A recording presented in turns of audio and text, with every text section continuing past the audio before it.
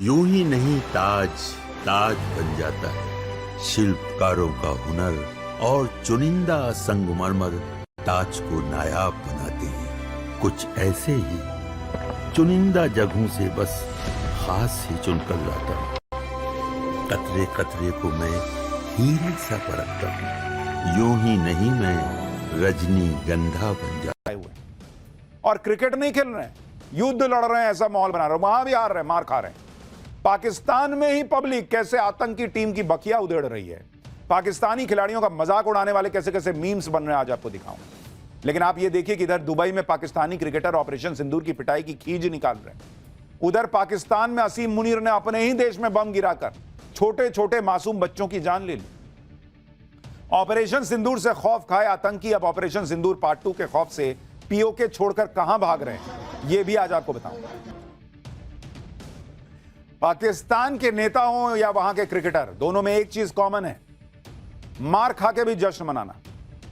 पाकिस्तान को पहले भारत ने युद्ध के मैदान पे पीटा, दौड़ा दौड़ा के पीटा। अब क्रिकेट के मैदान पर इन लोगों की धुलाई हो रही है। पाकिस्तान की टीम भारत के सामने कहीं टिक नहीं पा रही और ऐसे में पाकिस्तान की टीम अपना असली रंग दिखाने लगी, क्योंकि अंदर से तो हैं छिछोरे। असली रंग इन्होंने आतंकवादियों वाला दिखा दिया।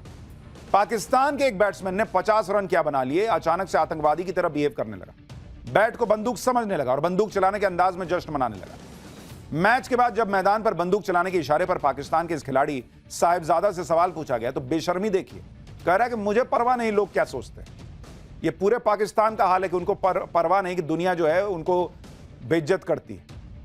ऊपर से बंदूक की बनाया भी तो उल्टा बनाया, नली अपने तरफ किया हुआ, आत्मघाती हमलावर बन गया। खुद पाकिस्तान में कहा जा रहा है कि साहिबजादा को क्रिकेट के मैदान पर गन चलाने का इशारा करने का आदेश खुद मुनीर ने दिया होगा, वैसे ही जैसे आतंकवादियों को पहलगाम अटैक करने का आदेश दिया था। पाकिस्तानी कह रहे हैं कि हमारे क्रिकेटर्स के दिमाग में सिर्फ टेररिज्म भरा हुआ है। पाकिस्तान की सरकार किस मुंह से कहेगी कि गलत हुआ है? उसके नेता खुद यही कर रहे हैं कि पहले मार खा रहे हैं, फिर कर रहे हैं हम जीत गए, हम जीत गए, हम जीत गए। साहिबजादा के गन फायरिंग सेलिब्रेशन पर सोशल मीडिया पर जमकर बवाल मचा हुआ है। लोग पाकिस्तानी टीम पर फायर हो रखे हैं। लोग लिख रहे हैं कि यह क्रिकेट है या आतंकवाद का प्रचार है। आखिर साहिबजादा बल्ले को बंदूक की तरह पकड़कर क्या संदेश देना चाहता है? कई लोग तो कह रहे हैं कि पाकिस्तानी टीम में क्रिकेटर नहीं आतंकी भरे पड़े। सवाल पूछे जा रहे हैं कि भारतीय टीम के हाथ न मिलाने पर हल्ला काटने वाला पीसीबी क्या अब साहिबजादा के खिलाफ एक्शन लेगा? सोशल मीडिया पर इसको लेकर मीम्स की बाढ़ आ गई। कई फैंस साहिबजादा के एक्शन का मजाक भी उड़ा रहे हैं।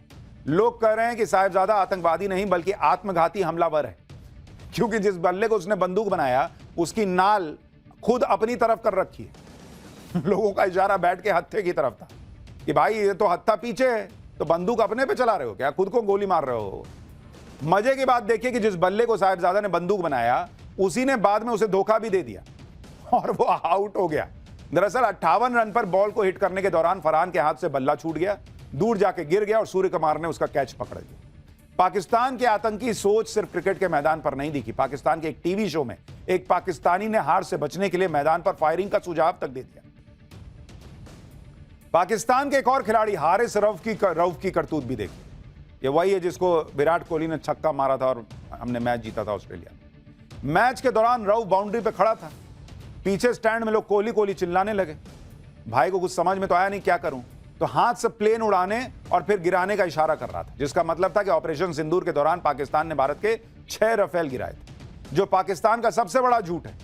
लेकिन लोगों ने कहा कि पाकिस्तान जानबूझकर उकसाने वाला व्यवहार कर रहा था। आप सोचिए, भारत ने इतना मारा पाकिस्तान को, लेकिन किसी क्रिकेटर को आपने देखा कि इस तरह की हरकत की हो? लेकिन ये देश ही ऐसा है बॉस, यहां लोग ही ऐसे हैं और इसलिए मुझे लगता है कि इन लोगों से खेलना ही नहीं चाहिए था। क्या मिला खेल के? ये अभी हार रहे हैं तो ऐसी छिचोरी हरकत कर रहे हैं, जीत जाएंगे तो बाप रे बाप ये क्या ही करेंगे, आप सोचें कभी? लेकिन नहीं, खेल रहे हैं क्रिकेट। ये वही पाकिस्तानी क्रिकेटर है, जब भारतीय टीम ने इनसे हाथ नहीं मिलाया तो इनको बहुत बुरा लग गया था। कहने लगे थे कि भारतीय टीम तो खेल भावना के खिलाफ है, खुद खेल के मैदान में जंग का मैदान समझ के ये सब हरकत कर रहे हैं। भारतीय टीम ने इनकी सारी हेकड़ी निकाल दी। भारत के ओपनर शुभमन गिल और अभिषेक शर्मा ने पाकिस्तानी गेंदबाजों का भूसा बना दिया। भारत ने लगातार दूसरी बार एशिया कप में पाकिस्तान को धूल चटाई। इसके बाद पाकिस्तान में मातम छा गया। पाकिस्तानी खुद कहने लगे कि भारत से खेलना छोड़ दो भाई, बहुत बेइज्जती होती है। यानी पाकिस्तान में पाकिस्तानी क्रिकेटर्स को बेइज्जत कर रहे हैं खुद पाकिस्तानी। अंडे टमाटर मार रहे हैं उनके फोटो पर। वो शोएब अख्तर कह रहा है भाई कि फेंटा मारा है भारत ने।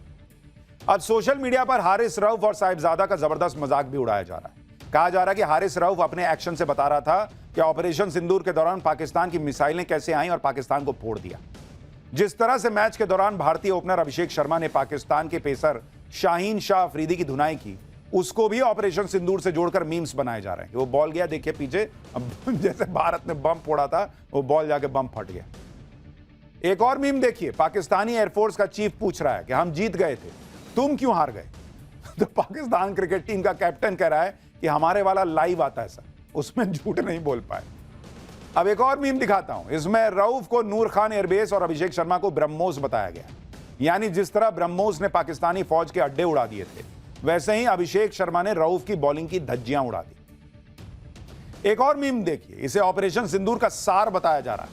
जैसे पाकिस्तान को पता भी नहीं चला और ब्रह्मोस ने नूर खान एयरबेस को उड़ा दिया, वैसे ही पाकिस्तान के मोहम्मद नवाज की गिल्ली उड़ गई और उसे पता भी नहीं चला। ये देखिए HQ-9, वो चाइनीज नहीं था सिस्टम बताने वाला, रडार सिस्टम, वो उड़ा हुआ है बाहर।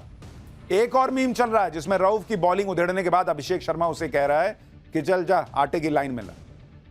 क्योंकि ये बड़ी इन दोनों के झगड़े के वीडियो वायरल हो रहे हैं कि कुछ गाली गलौच हुआ है, तो उसमें लोग मीम बना कर लगा रहे हैं कि अभिषेक शर्मा तो कह रहा था कि उधर जाओ आटे की लाइन में लगो, क्योंकि पाकिस्तान में तो लोग आटे की लाइन में ही लग के मारापीटी करते हैं। मैच के दौरान जब पाकिस्तानी बैटिंग कर रहे थे, तब पाकिस्तान में बैठे एक्सपर्ट्स के मन में लड्डू फूट रहे थे, लेकिन जब उनकी सारी हसरतें मिट्टी में मिल गईं, तो कैसे पाकिस्तानियों के जज्बात बदल गए। मुझे तो कई बार लगता है कि कहीं वो जिन्ना ने जो है वो ये शर्त तो नहीं रखी थी कि भारत में जितने बेइज्जत होने के शौकीन लोग हैं वो पाकिस्तान शिफ्ट हो जाएंगे और हमको एक अलग देश बना के दे दो, हम वहीं रहेंगे, वहीं बेइज्जत होते रहेंगे। मैच के बाद भारतीय कप्तान सूर्य कुमार ने भी पाकिस्तानी टीम का मजाक उड़ाया और कहा कि अब भारत पाक क्रिकेट मुकाबले को राइवलरी कहना बंद कर देना चाहिए। सूर्य कुमार यादव ने कहा कि मुझे लगता है कि राइवलरी तब होती है जब दोनों टीमें 15-20 मैच खेलती हैं, एक टीम 8-7 से आगे होती है। 3-0, 10-1 के आंकड़े से पता चलता है कि अब ये राइवलरी नहीं रही है भाई। यानी सूर्य कुमार यादव कहना चाह रहे थे कि राइवलरी बराबर वालों में होती है, भारतीय टीम के आगे पाकिस्तानी टीम की कोई औकात ही नहीं है। लेकिन इस सब के बीच सवाल यह भी उठता है कि क्या क्रिकेट के मैदान पर सिर्फ हाथ न मिलाने से पाकिस्तान को सबक मिला? ऐसी भी क्या मजबूरी है कि बीसीसीआई पाकिस्तान से मैच का बॉयकॉट नहीं कर सकती? क्योंकि हाथ न मिलाने पर बवाल मचाने के बाद भी पाकिस्तानी टीम तो सुधरी नहीं, उल्टा पाकिस्तानी खिलाड़ियों ने पहलगाम हमले का मजाक उड़ाया और अभी तक उन पर कोई एक्शन भी नहीं लिया गया। पाकिस्तानी खिलाड़ियों के इस उकसावे वाले बर्ताव के बाद भी क्या पाकिस्तान से खेलना जायज होगा? यह सवाल बीसीसीआई को भी सोचना चाहिए कि भाई पाकिस्तान से आपने हाथ नहीं मिलाया, वो 2 कौड़ी का देश कहने लगा कि हम बाइकआउट करेंगे, हम नहीं खेलेंगे। हाँ, फिर उसको याद दिलाया गया कि पैसा मिलता है तो दौड़ा दौड़ा आ गया, उसकी वही हैसियत थी, वो उसने कर दी। बीसीसीआई दुनिया का सबसे अमीर बोर्ड है, कहता नहीं खेलेंगे, खेल रहे हैं आप, हाथ नहीं मिला रहे हैं, अगले मैच में देखिए ये हो रहा है। और क्रिकेट है, खेल है, ऊपर नीचे हो सकता है, आप बहुत अच्छी टीम है लेकिन कोई उलटफेर हो गया, सोचिए लोग कैसा नंगा नाच करेंगे बॉस अगर ये लोग जीत गए तो। ऐसे 2 कौड़ी की टीम से क्यों खेलना है? ऐसी छिछोरी हरकत करने वाले से क्यों खेलना है? लेकिन खेल रहे हैं। पाकिस्तान के क्रिकेटर मैदान पर बैट को बंदूक बनाकर अपनी उस फौज का महिमा मंडन कर रहे थे जो फौज अपने ही नागरिकों का कत्लेआम करने के लिए बदनाम। और अब एक बार फिर असीम मुनीर की फौज ने मासूम पाकिस्तानियों का कत्लेआम किया। पाकिस्तानी फौज ने खैबर पख्तूनख्वा में सोमवार की रात एक गांव पर एयर स्ट्राइक कर दी। पाकिस्तानी वायुसेना ने अपने चाइनीज फाइटर जेट JF-17 से 8 बम अपने ही एक गांव पर गिरा दिए। लोगों ने बताया कि रात में गांव में लोग जब सो रहे थे तब यह हमला हुआ और बम सीधे लोगों के घरों पर गिरा और आधे से ज्यादा गांव तबाह हो गया। पाकिस्तानी फौज ने बम गिराकर 30 से ज्यादा निर्दोष पाकिस्तानियों की जान ले ली। इस हमले में सबसे ज्यादा महिलाएं और बच्चे मरे।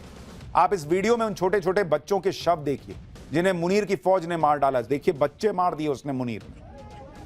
ये मुसलमान नहीं थे। नरेंद्र मोदी आज त्रिपुरा में मुसलमान करते, वहां माता त्रिपुरा ही देश में सुंदरी के दर्शन कर रहे थे, उनकी पूजा अर्चना कर रहे थे और इधर देश माता के आशीर्वाद के साथ जीएसटी रिफॉर्म के नए युग में प्रवेश कर रहा था। बेशर्मी के नरेंद्र मोदी के जीएसटी रिफॉर्म से आज देश में क्या क्या बदल गया। कैसे नरेंद्र मोदी ने न सिर्फ टैक्स में सुधार करके गरीब, आम आदमी और मिडिल क्लास की हर तरफ से बचत के लिए रास्ता खोल दिया, बल्कि स्वदेशी का नया नारा देकर एक मिशन लॉन्च कर दिया है। सब आपको डिटेल में दिखाऊंगा, लेकिन पहले यह भी आप समझ लीजिए कि आपको यह भी देखने को मिलेगा कि कैसे योगी आदित्यनाथ शॉपिंग मॉल में घुस गए। भाई शॉपिंग कर रहे हैं योगी आदित्यनाथ, देख रहे हैं देखो क्या क्या लिखा है, सबको बता रहे हैं। रेखा गुप्ता क्या कर रही है, नड्डा क्या कर रहे हैं, विपक्ष कैसे हंगामे के बीच जो है वो आज नवरात्र मना रहा है, सब आपको दिखाऊंगा। ये जीएसटी वाला रिफॉर्म अर्थव्यवस्था को कितनी शक्ति देगा वो भी पहले सुन लीजिए। देश की जीडीपी को 20 लाख करोड़ का बूस्ट मिल सकता है कहा जा रहा है। इनकम टैक्स और जीएसटी टैक्स कम होने से 2.5 लाख करोड़ की बचत का अनुमान है। रिन्यूएबल एनर्जी के सेक्टर में निवेशकों को 2030 तक 1.5 लाख करोड़ रुपए की बचत का अनुमान है। एक और अनुमान के मुताबिक किराने का बिल 13% तक कम हो सकता है। टीवी, फ्रिज, एसी की खरीद पर करीब 10,000 से 12,500 की सेविंग हो सकती है। जीएसटी रेट कम होने के बाद देश में कैसा माहौल है, लोगों तक फायदा पहुंच रहा है, नहीं पहुंच रहा है, सब आपको दिखाऊंगा। नवरात्र के पहले ही दिन नरेंद्र मोदी ने जीएसटी रिफॉर्म लागू करके जबरदस्त धमाका किया। इधर जीएसटी के नए रेट लागू हो रहे थे, उधर नरेंद्र मोदी इस शुभ काम के लिए नवरात्र के पहले दिन माता का आशीर्वाद लेने त्रिपुरा पहुंच गए। पीएम मोदी आज अरुणाचल प्रदेश और त्रिपुरा के दौरे पर थे। त्रिपुरा में पीएम मोदी ने माता त्रिपुर सुंदरी के दर्शन किए। वहीं से जीएसटी रिफॉर्म के लागू होने पर पीएम मोदी ने क्या कहा, एक बार उसको सुनिए, फिर आपको दिखाता हूं कि मोदी के रिफॉर्म से इंडी वाले क्यों चिढ़े बैठे हैं और जीएसटी रेट कट से पब्लिक को कितना फायदा हो रहा है और इंडी वाले क्यों फायर। मैं आपको जीएसटी बचत उत्सव की फिर से एक बार बधाई दूंगा। नेक्स्ट जनरेशन जीएसटी रिफॉर्म का भी बहुत बड़ा फायदा उन्हें ही मिलने वाला है। आपको अब हर महीने घर के बजट में बहुत राहत मिलने वाली है। किचन का सामान हो, बच्चों की पढ़ाई की चीजें हो, जूते कपड़े हो, अब ये और सस्ते हो गए हैं।